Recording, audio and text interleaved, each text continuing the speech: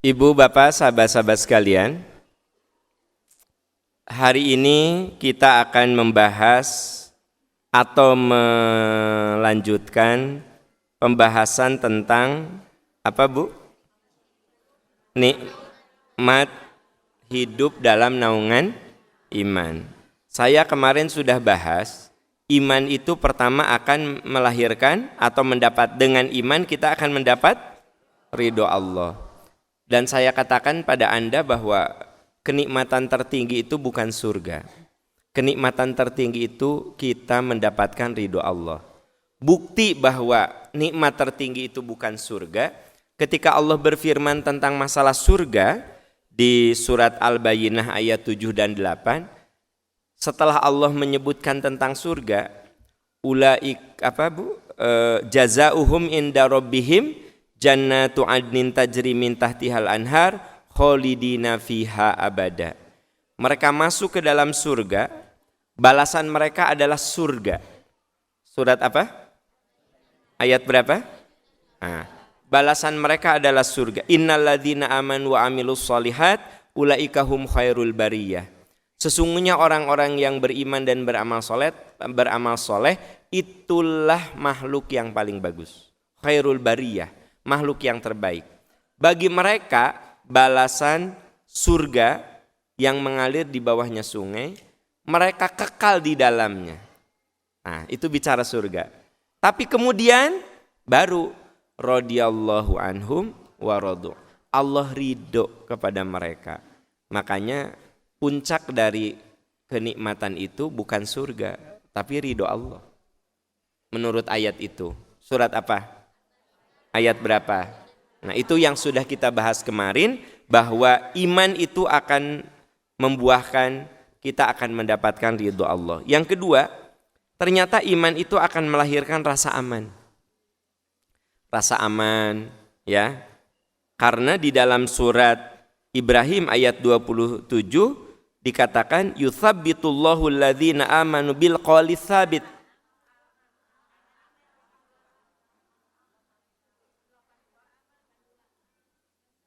Rasa aman. Oh iya, surat apa, Bu? Ya, berarti Ibu nyatet ya. Bagus ya. Jadi sebenarnya saya ngetes apakah catatan Ibu benar atau tidak ya. Saya bangga sekali. Terima kasih, catatannya begitu akurat ya. Jadi kalau nyatet kudu benar ya. Terima kasih. Itu surat Al-An'am ayat 82. Alladzina amanu wa lam yalbatsu imanahum bidzulmin ulaika lahumul amnu wa hum muhtadun. Orang yang beriman dan tidak mencampur adukan iman mereka dengan syirik, itulah orang yang akan mendapatkan keamanan. Jadi iman itu akan membuat kita merasa aman. Aman bagaimana, Pak? Bu? Aman apa? Jawab atulah nih Anda mah. Gitu wae. Jika hoream ngomong teh, saya mah ngomong ti tadi, Anda mah cuma jawab itu aja jika hoream teh gitu. Aman. Saya mah ngomong ti jam 6:30. Anda mah baru ditanya gitu aja menit mau ngomong. Bu, Bu, yang dimaksud dengan rasa aman tuh gimana? Gini. Aduh, aman tentram eta mah atuh. Aman itu apa? Tentram. Saya nanya, dengar pertanyaannya. Ya. Jadi pertanyaannya, apa yang disebut dengan mereka akan mendapat keamanan? Jadi Allah mengatakan orang yang imannya bersih, tidak dicampur adukan dengan kekufuran, tidak dicampur adukan dengan kemusyrikan, murni totally imannya kepada Allah, dia akan mendapatkan keamanan, rasa aman ya, dan mereka akan selalu dibimbing. Nah, pertanyaan saya, apa yang dimaksud mereka mendapatkan keamanan? Ada aman gitu loh. Gini Bu, maksudnya dimanapun kita berada, toh satu saat maut akan menjemput kita. Kalau iman itu ada di hati kita, kita aman Bu. Makanya ada orang yang bilang, Pak Aam, ibu saya kan dirawat di Singapura. Kalau di Singapura dirawat masuk ruang ICU, itu udah praktis kita nggak bisa masuk. Itu sudah wilayah dokter dan suster, nggak bisa. Hari di Indonesia mah di ruang ICU masih kene sok kieu. Atuh teteh abdi teh putrana teteh selesep asup kan gitu. Bahkan di Indonesia mah dokter udah lihat ini semuanya udah ngedrop, lihat alatnya ngedrop semua. Malah dipanggil anak istrinya suruh masuk karena tahu ini bakal habis, biar menghantarkan dengan talqin ya. Jadi saya yakin di antara Anda ada yang ngalamin gitu. Jadi dipanggil suruh masuk, padahal itu ruang ICU. Nah di Indonesia begitu. Singapura enggak Pak? Ya, Singapura enggak. Ujung-ujung keluar dinyatakan meninggal, udah aja gitu. Iya. Nah pertanyaannya, Pak Am, gimana ibu saya nggak ada yang nalkinkan? Saya bilang, selama orang tua kita yang sakit itu dia punya iman, dia akan ada rasa aman. Paham nggak Bu? Sekalipun di sekitarnya tidak ada yang mentalkinkan, dia sendiri bisa menghadapi itu. Nggak usah takut. Nah gitu maksudnya. Jadi iman itu satu akan menyebabkan turunnya ridho Allah, yang kedua akan melahirkan rasa aman, terus yang ketiga iman itu akan membuat kita istiqomah, konsisten. Istiqomah, konsisten. Dan saya pernah sampaikan pada Anda, yang susah dalam hidup itu kan istiqomah. Saya pernah sering sekali menyampaikan pada rekan-rekan sekalian, datang ke MPI sekali-kali gampang. Komo di pilihan tempat mah. Kan aya nu ngaji teh MPI di pilihan tempat. Jadi ngaji kalau deket rumahnya, karena rumahnya di Sarijadi, ya dia hanya ke MPI kalau di Darul Ihsan, di Unpas, tak datang. Tapi sekalinya di Multazam di apa katanya? Jauh. Tapi orang yang istiqomah mah enggak. Jadi dia tidak melihat jauhnya, dia melihat keberkahannya. Bahkan challenge-nya makin berat, dia anggap pahalanya makin gede. Gitu. Bahkan kalau rada sering di Darul Ihsan, di Darul Ihsan mah pahala orang kecil, tahu enggak? Jadi pengenan nu jauh supaya pahalanya gede. Ibu bapak gitu ente. Beda pilih-pilih. Nah jadi orang yang istiqomah itu memang orang yang pokoknya situasi apapun, gimana pun, selama dia bisa handle, dia ngaji gitu loh. Konsisten. Orang yang tahajudnya istiqomah, walaupun rada nggak enak badan, dia paksakan gitu loh. Ya. Kan udah istiqomah gitu loh. Jadi ternyata istiqomah itu sesuatu yang sulit. Tetapi sekalinya kita sudah tune in, sudah dapat.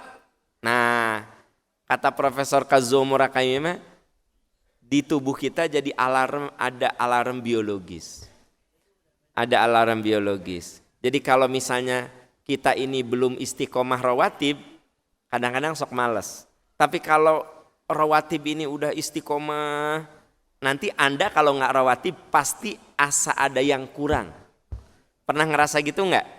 Luar biasa. Ya. Berarti kan udah istiqomah. Jadi kalau nggak rawatib tuh, asa ada yang kurang ya. Nah berarti dia sudah ada jadi ada alarm biologisnya. Nah, Bu, Ibu pernah satu saat, mending gak enak, kenapa? Suami geran teu sarapan heula, biasanya sarapan dulu. Nah berarti Ibu sudah istiqomah nyiapin sarapan untuk suami. Ibu gitu henteu. Kieu we Ibu mah kieu. Nya di kantor ge loba nu jualan nasi koneng atuh. Nah, teteh, eta suami enggak sarapan dulu di deket kantornya, tukang kupat tahu loba, nasi koneng loba, bubur loba. Tapi orang yang sudah biasa nyiapin sarapan untuk suaminya, dia tuh asa nggak enak kalau nggak nyiapin sarapan. Gitu loh. Nah berarti sudah istiqomah gitu. Jadi ibu bapak, yang ketiga iman itu harus melahirkan istiqomah. Yang keempat, nih yang baru. Ya. Iman itu akan menyebabkan turunnya hidayah Allah. Jadi iman itu akan melahirkan hidayah Allah.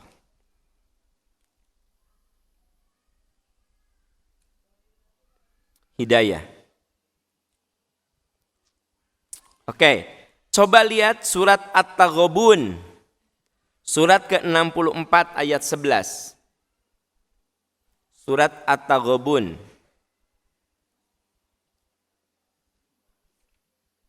Surat 64, Bu. 64 ayat 11. Jadi iman itu akan menyebabkan Allah membimbing kita dengan hidayahnya. Ya. Surat At-Taghabun ayat 11.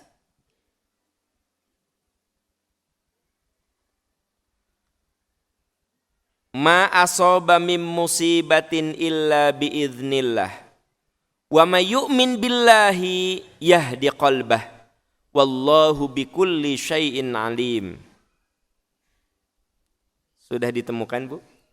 Nah, coba perhatikan.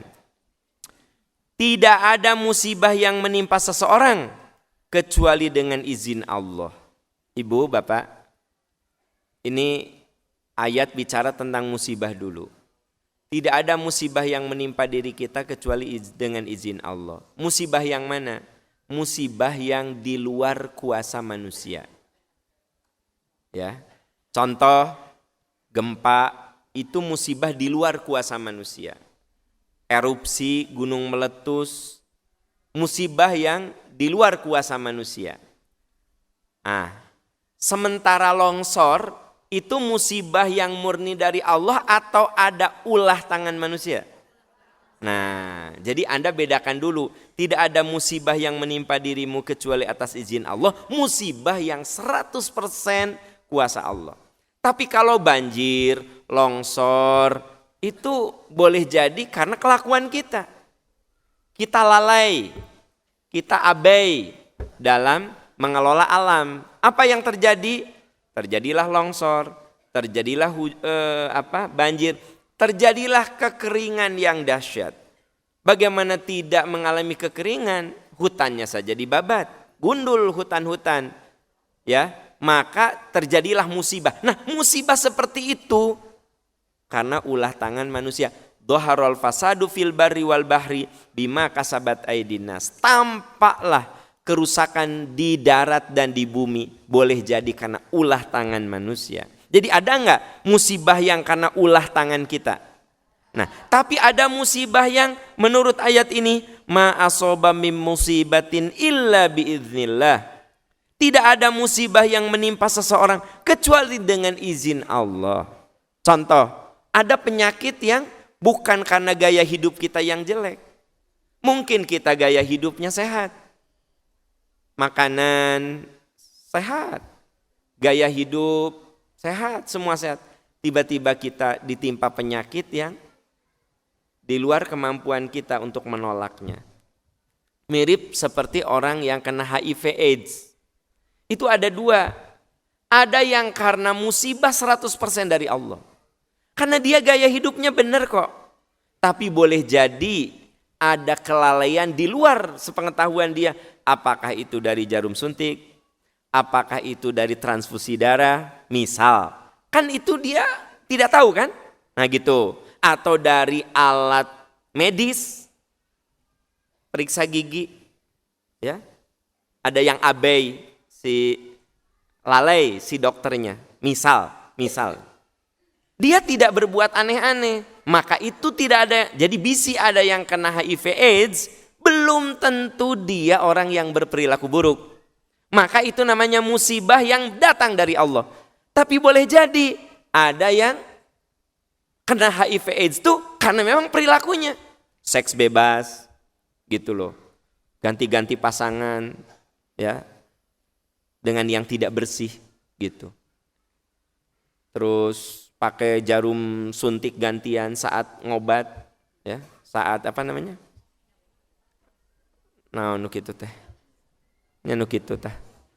Karena udah lama nggak pakai jadi lupa namanya. Nah, pokoknya ada orang yang akhirnya kena HIV AIDS itu karena perilaku buruk. Itu pilihannya. Tapi ada nggak orang yang kena HIV AIDS itu bukan karena perilaku buruknya? Itu musibah namanya. Ada nggak orang yang tidak pernah merokok kena kanker paru-paru? Itu musibah. Ada nggak orang yang ngerokok kena kanker paru-paru? Tama kalakuanana. Suka ngerokok kena kanker paru-paru, tau ngambek kalakuan mana? Udah jelas di situ rokok membunuhmu. Kan ada merokok membunuhmu. Saya setuju begitu dulu geningannya. Tulisannya teh panjang, rokok akan menyebabkan impotensi, ini jantung, ini. Mual kaburu macan, kaburu ngelenyun. Jadi benar kudu, merokok membunuhmu, udah. Ya, ulah ya, merokok akan menyebabkan ini. Saha nu ngarokok daek maca. Maca ge moal dianggap. Nah, tapi kalau ternyata Anda sakit karena penyebab kelakuan Anda dalam merokok, nah itu it's your choice, pilihan Anda. Tapi kalau ternyata bukan karena perilaku buruk, itu namanya menurut ayat ini tidak ada musibah yang menimpa dirimu kecuali dengan izin. Nah, yang ada kaitan dengan pembahasan kita, wa may yu'min billahi yahdi qalbahu. Siapa yang beriman kepada Allah, pasti Allah akan memberi petunjuk kepada hatinya. Bu, yang kita bahas apa sih, Bu?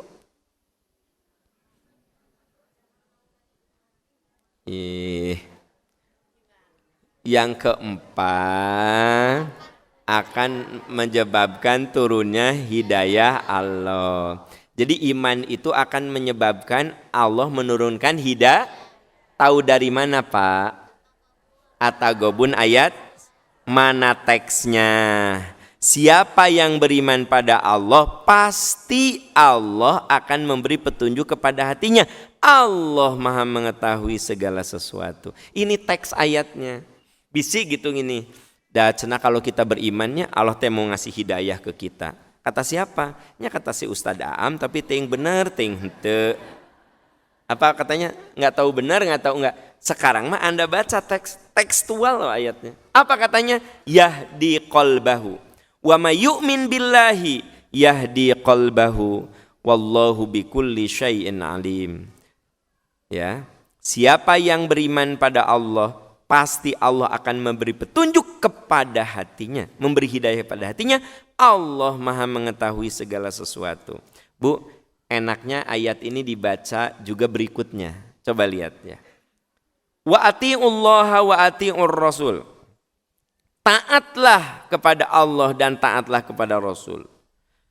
Fa in tawallaitum fa innama ala rasulinal balagul mubin.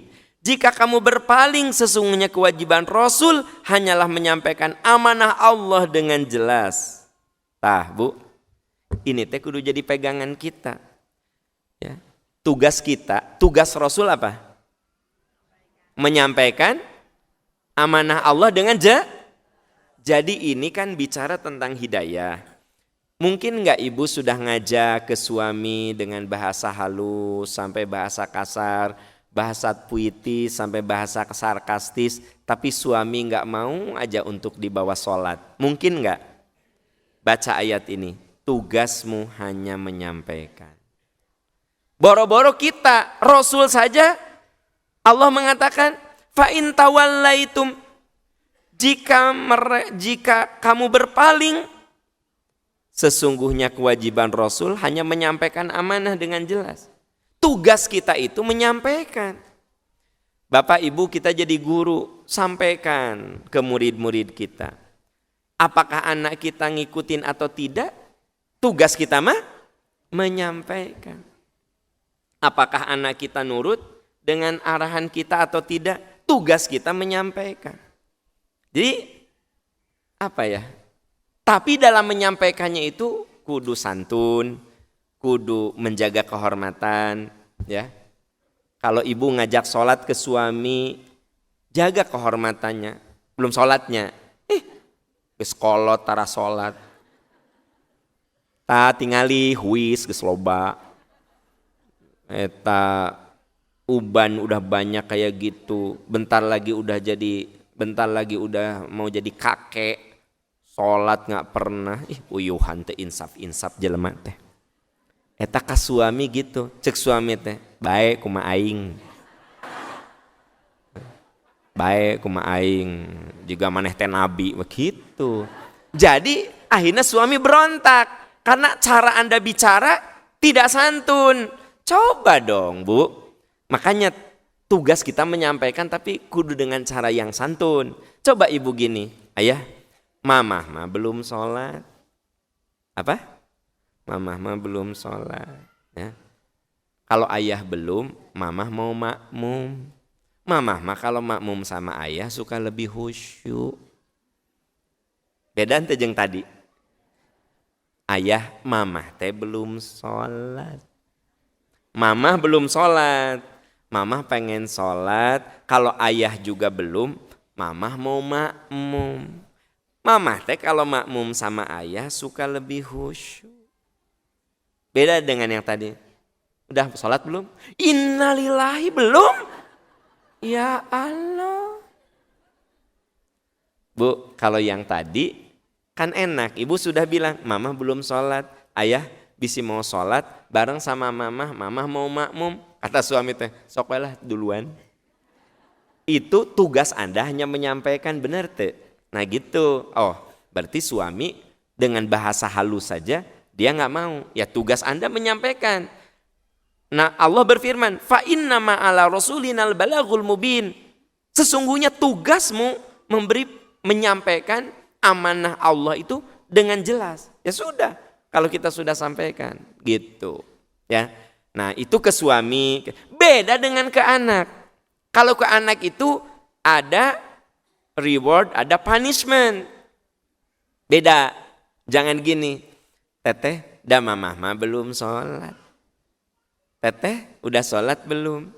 Belum. Yuk atuh sholat sama mama. Sok mama duluan. Sholat sama mama sekarang hayu. Tak kudu kitu ke anak mah ulama. Ya udah tugas mama menyampaikan. Nah, awas. Beda.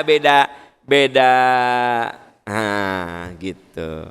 Dan saya sering mengatakan kan, biarin bosan juga. Kalau saya dan Anda semua itu guru bagi anak-anak dan keluarga kita. Jadi guru itu ada kewajiban, ada profesi. Kewajiban kita semua jadi guru. Kewajiban. Tapi ada juga yang berprofesi sebagai guru. Paham nggak? Ibu damel di mana? Abdi mah guru. Nah, profesinya guru. Tapi kita semua berkewajiban sebagai guru. Guru pertama anak-anak kita adalah ibu bapaknya. Guru pertama utama. Dan guru playgroup. Guru playgroup mah berikutnya. Nah makanya kita sebagai guru dalam menyampaikan pesan itu rumusnya kan cuma 3. 1, berbicara yang benar. Membiasakan yang benar. Memberi contoh yang benar. 3. Apa Bu? Bicara yang benar. Membiasakan yang benar. Ya gitu. Ya. Nah setelah kita berbicara yang benar atau baik, sudah membiasakan kebaikan, sudah memberi contoh yang baik, fa innama ala rasulinal balagul mubin. Tugas kita sudah selesai. Membicarakan yang baik, membiasakan yang baik, memberi contoh yang baik. Gitu. Nah, kalau ternyata kita sudah mengarahkan kebaikan, sudah membiasakan kebaikan, sudah memberikan contoh yang baik, anak kita tidak seperti yang kita harapkan, mirip seperti Nabi Nuh ketika mengeluh, ya Allah, siang dan malam aku ajak anak dan istriku, ternyata dia menolak. Apa firman Allah? Nuh, tugas kamu menyampaikan. Di ayat ini juga sama. Taatlah kepada Allah dan Rasul. Jika berpaling, fa innama ala rasulinal balagul mubin. tugas Rasul itu menyampaikan gitu. Oke, itu teh keberapa Bu? Pak, keempatnya apa? Menyebabkan turunnya hidayah ya. Yang kelima, iman itu akan melahirkan keselamatan. Iman itu akan melahirkan keselamatan.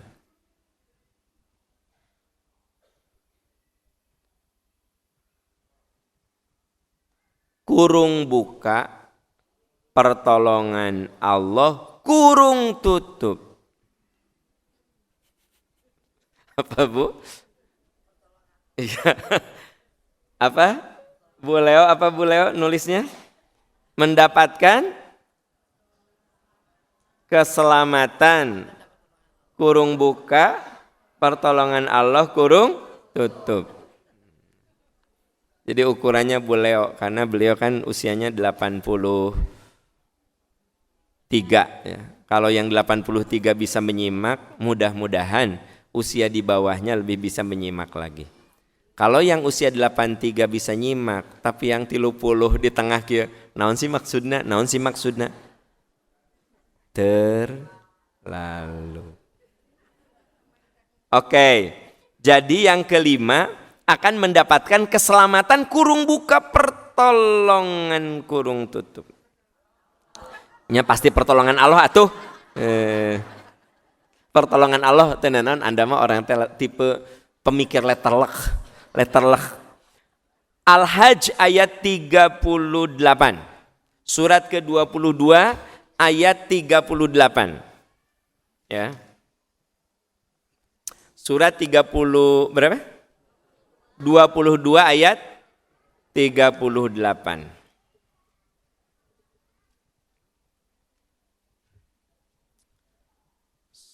Ya. Sudah ditemukan? Ayat 30. Innallaha yudafi'u 'anil ladzina amanu. Innallaha la yuhibbu kulla khawanin kafur. Ya. Sudah ditemukan? Sesungguhnya Allah membela orang beriman. Nama lain dari membela apa? Sesungguhnya Allah membela orang beriman. Nama lain dari membela apa? Menolong. Bu, Ibu, nama lain dari membela apa? Menolong. Jadi tadi saya katakan mendapatkan, kalau sudah dibela, kalau sudah ditolong, selamat tidak?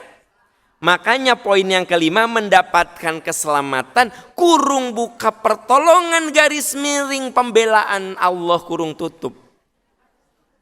Ente Anda mah kudu sagala diasupkeun catatan teh. Jadi tipe nate tipe nu letterlek. Jadi iman itu akan mendatangkan keselamatan kurung buka, pertolongan garis miring pembelaan Allah kurung tutup. Ini berdasarkan firman Allah, innallaha yudafi'u 'anil ladzina amanu. Sesungguhnya Allah membela orang beriman, menolong orang beriman. Kalau membela dan menolong, insya Allah kita selamat. Allah tidak menyukai setiap orang yang berkhianat dan kufur nikmat, berkhianat kepada kebenaran dan mengkufuri nikmat Allah. Ibu bapak, kan Anda di materi sebelumnya sudah saya jelaskan, lupa lagi juga nggak apa-apa dan kemungkinan besar lupa ya. Jadi kemungkinan besar lupa bahwa kita ini tiap saat selalu berkompetisi antara bisikan baik, bisikan buruk. Setan suka membisikkan keburukan dan musuh nyata bagi kita adalah setan. Lalu setan mengatakan, saya tidak akan bisa menjerumuskan orang-orang yang ikhlas kepadamu. Orang-orang yang beriman itu, jadi setan itu udah angkat tangan. Dia tidak akan tidak akan bisa mengalahkan orang-orang yang beriman. Nah, kenapa setan tidak akan bisa mengalahkan orang-orang beriman? Di ayat ini dikatakan kenapa, Bu? Oke. Mungkin terlalu rumit cara saya berbicara. Ibu, Bapak, setiap saat setan akan menjerumuskan kita kan? Makanya kita disuruh berlindung pada Allah alladzi yuwaswisu fi sudurin nas. Sampai Nabi Adam saja terjerumus oleh setan. Jadi tiap saat kita apa? Berkompetisi, bersaing. Tapi setan bilang, aku mah gak bisa mencelakakan orang-orang yang beriman. Nah, kenapa setan tidak bisa mencelakakan orang beriman? Karena Allah menolong. Surat apa? Innallaha yudafi'ul ladzina amanu. Innallaha. Allah membela, menolong orang beriman. Makanya ketika setan mengatakan saya tidak punya kuasa atas orang beriman, itu teh sudah dijelaskan, tapi buka deui. Ameh teh hilap. Buka An-Nahl 99 100. 99 100.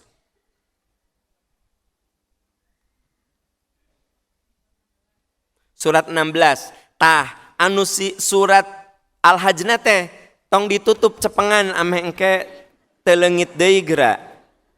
Kita buka ieu leungit nu itu. Tutup itu leungit nu ieu. Udah gitu nyalahkan saya dari won pilih ka dieu malik ka ditu kali itu kan. Dicirian geura Bu, dicirian tah keur naon fungsi tanda. Sudah ditemukan? Nah, sok lihat. Ya. Ayat 99. Innahu laissallahu sultanun alal ladzina amanu wa ala rabbihim yatawakkalun. Sungguh setan tidak akan berpengaruh terhadap orang beriman dan bertawakal. Jadi setan tuh nggak akan ngaruh ke kita godaannya. Kenapa setan tidak ngaruh godaannya ke kita? Kenapa? Balik ke Al-Hajj, leungit geura. Hilang geura Al-Hajj teh. Karena menurut Al-Hajj ayat berapa? 98. Innallaha yudafi'u anil ladzi. Ayat 38. Allah membela orang beriman. Karena Allah ngabela, setan bilang, saya mah tidak kuasa. Lieur teh sih? Henteu, urang nu lieur. Ibu mah teh lieur, saya nu nyari ayat kaditu kadieu. Ibu mah udah diarahkan. Ibu mah cuman oh iya ya. Cuma lieur teh eta we nu tadi Al-Hajj teh katutup. Leungit deui mana ka dieu gitu. Jadi enggak, ini namanya cara memahami ayat tuh begitu. Ayat ini itu namanya ilmu munasabatul ayat. Korelasi antara ayat. Gampang kan? Gampang kalau denger mah. Sok bikin sendiri. Liur. Jadi ayat ini jelas mengatakan bahwa Allah membela orang beriman. Karena Allah membela menolong, setan bilang di surat An-Nahl, sungguh setan tidak akan berpengaruh terhadap orang beriman dan bertawakal. Kenapa tidak akan berpengaruh? Dah Allah ngebela, Allah menolong. Jadi setan tidak akan ngaruh gitu. Itu sebabnya Anda tidak perlu takut dengan ilmu santet, ilmu pelet, ilmu sihir. Kalau karena setan tidak akan berpengaruh. Tapi Pak Am, ada orang yang suka sholat tapi kena. Itu imannya lagi turun. Mirip daya tahan tubuh kita kalau lagi turun kena. Ya, sok ayeuna teh keur usum virus. Usum naon? Virus. Aya teh di rumah Anda aya nu flu lah, aya nu demam teh pugah-puguh, ada apa-apa. Tiap ka dokter, mohon Pak Am cenah ieu teh nuju usum, nuju musim, ya. Nuju musim, ya kan? Gitu. Anak saya kemarin hari Senin teh kan itu kelas 3 SMA ujian apa tuh namanya? Lan? USBN. Minggu teh nangis. Apa? Aku nggak bisa nulis. Bener Bu, nulis teh ngadeg-deg gitu. Ngadeg-deg gitu. Demam gitu kan. Besok aku ujian. Harunya ari geus kitu teh tega gitu. Kumaha ada orang teh bisa nulungan, ya? Demam, menggigil, ya, meler apa, ya. Kayaknya aku nggak kuat. Dia teh nulis nyoba nah, ya. Bener Bu, oyag-oyagan kita tulis. Akhirnya apa?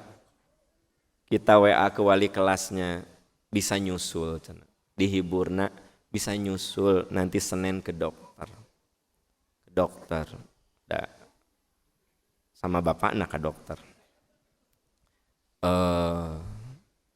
Kata dokter teh, iya Pak Aam, ini lagi musim yang kayak gini teh, musim. Akhirnya hari ketiga baru bisa ujian. Dek. Di rumah semuanya kena. Alhamdulillah cuma saya yang enggak. Cucu saya kena, mantu saya kena, anak saya kena, istri saya kena. Alhamdulillah saya tidak. Boleh jadi daya tahan tubuh saya lebih bagus dari mereka. Ya, daya tahan tubuh. Mata mungkin daya tahan tubuh saya bagus. Doa ti ibu bapak kan saya mah minta teh doa sehat. Iya. Padahal saya kurang tidur, kurang kumaha geura. Nah, kurang tidur saya. 4 jam, 3 jam, kadang-kadang jam 11 baru tidur, jam 3, jam 4 sudah bangun lagi, seharian full gitu kan. Kan saya suka bilang, doakan saya ya. Tapi saya cover dengan lebih banyak makan buah-buahan, gini kan gitu loh. Jadi maksudnya apa? Ada orang yang kena sihir padahal ahli ibadah. Mungkin daya tahan imannya lagi turun gitu loh. Mirip ayeuna lagi usum virus, jangan bilang virus lagi usum virus. Nah. Ya, lagi usum virus. Begitu daya tahan tubuh turun, cep ada kena, ya kan? Gitu. Nah, iman juga begitu Bu. Ada orang yang ahli ibadah, kok kena sihir? Padahal menurut Al-Quran, setan tidak akan bisa apa? Menjerumuskan, benaran Ibu Leo. Benar, tidak bisa menjerumuskan, tidak akan berpengaruh. Sungguh setan tidak akan berpengaruh, ya. Innahu laisa lahu sultanun. Sultan itu kekuatan. Setan enggak punya kekuatan atas orang beriman. Kenapa? Karena di surat Al-Hajj ayat 38, innallaha yudafi'u 'anil ladzina amanu. Allah menolong, membela. Karena Allah membela, setan laisa alaihi sultan, dia tidak akan punya kuasa. Makanya kalau di sini saya lihat ada beberapa yang sedang kena pelet ya. Nah, saya lihat ada yang tiba-tiba tergila-gila gitu sama seseorang, nggak jelas. Dekatkan diri sama Allah. Tahajud, saum Senin Kemis, baca Quran, terus sembuh gerak. Bu, asli ada orang yang nanya, Pak, kenapa ya? Saya tuh ujug-ujug inget. Jadi dia teh reunian. Da dulu teh saya teh sugan bogoh ka jelema eta teh. Tapi itu resepeun ka saya cenah di SMA keneh. Itu cinta yang membatu teh nu kitu geuningan di SMA teh masih. Cinta yang apa? Membatu, mencadas. Jadi dari SMA itu cowok suka sama saya. Dan dia sudah menyatakan I love you. Tapi saya nggak mau. Satu saat saya reuni, Pak Am, jigana saya teh kena pelet, kenapa gitu? Enggak, udah gitu teh sekarang jadi saya teh inget, kangen apa ya gitu loh. Ya, saya teh rada curiga. Waktu dia reuni teh ujug-ujug gini, ini cenah ya minum, cenah kan gitu. Ah saya mah ambil buat yang eta teh dipuruluk cenah Pak Am. Dipuruluk apa? Nah sih puruluk. Tapi dia merasa, jigana saya dipelet. Benar, kenapa saya teh? Kenapa?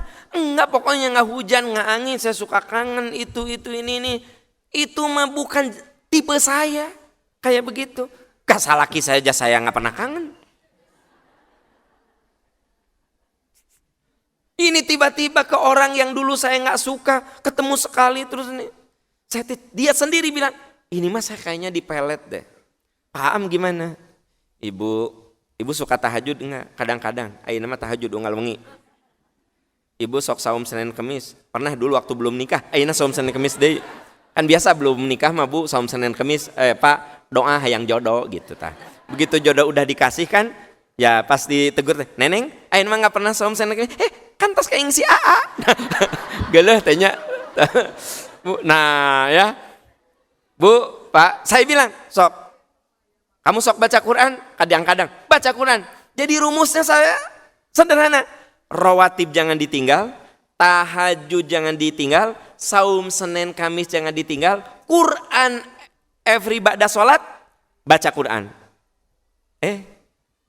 Udah gitu teh, sebulan kemudian, Pak Am, bener saya dipelet deh, sembuh saya, hilang aja perasaan kangen sama hilang gitu. Tapi Pak Aam eta males na tahajud luar biasa, malesnya baca Quran luar biasa. Tapi saya ingat kata Pak Aam, pasti sembuh, bener sembuh. Tah Bu, di dia kan ayah sababaraha nu keur keuna ya, keur keuna deh ya kan, aya nu pelet aya nu santet, ujug-ujug nyeri bujur weh tah.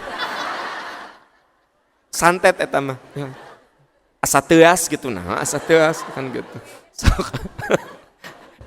Tapi pariksa heula bisa ambeien. Nah jadi kalau jelas ambeien mah najan ku tahajud ge tetep we kan gitu. Paham cenah, saya udah baca Quran tahajud tapi anger, kata dokter ambeien operasi atuh areta mah kan. Oke, jadi yang keberapa itu teh Bu? Nah, yang keenam, ya, kalau kita beriman, buah iman dimohonkan ampunan oleh malaikat. Apa Bu? Dimohonkan ampunan oleh malaikat. Jadi malaikat akan memohonkan ampunan terhadap orang-orang beriman. Jadi orang beriman itu selalu dimohonkan ampunan, ya. Yang memohon ampunan siapa?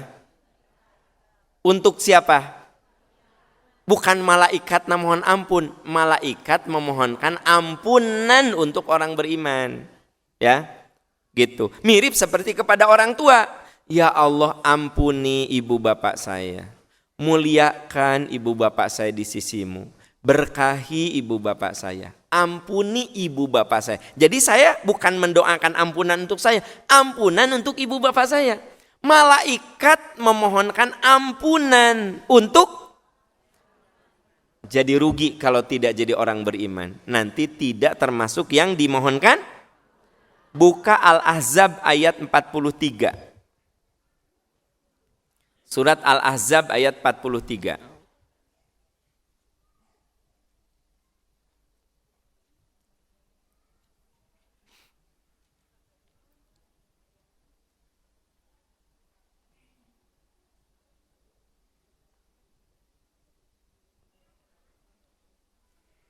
Al-Ahzab itu surat ke-33. Sudah ditemukan?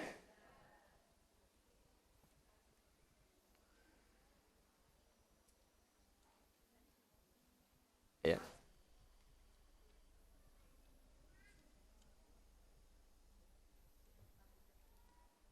Ayat 43 Al-Ahzab. Ya.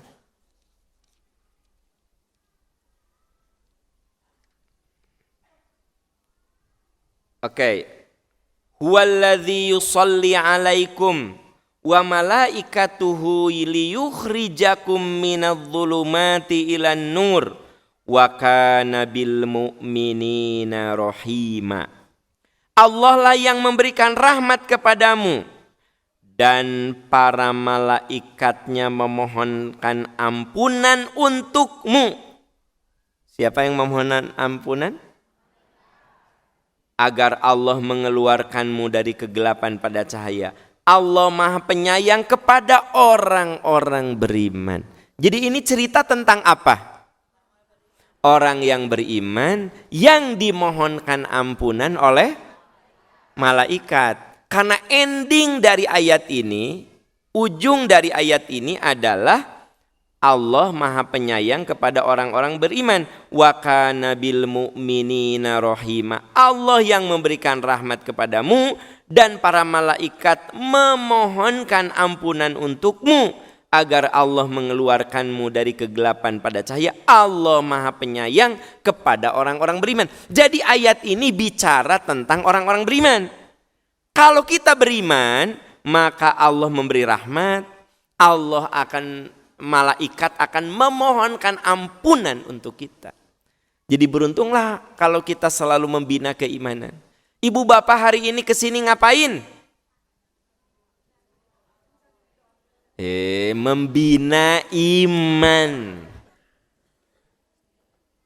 Ibu bapak datang ke sini untuk apa? Datang ke MPI.